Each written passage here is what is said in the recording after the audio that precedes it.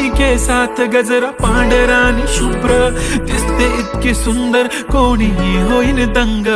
काळी बिंदी काळी कुर्ती घालून आली ती बोलली अहो भेटाना नदीच्या काठीशी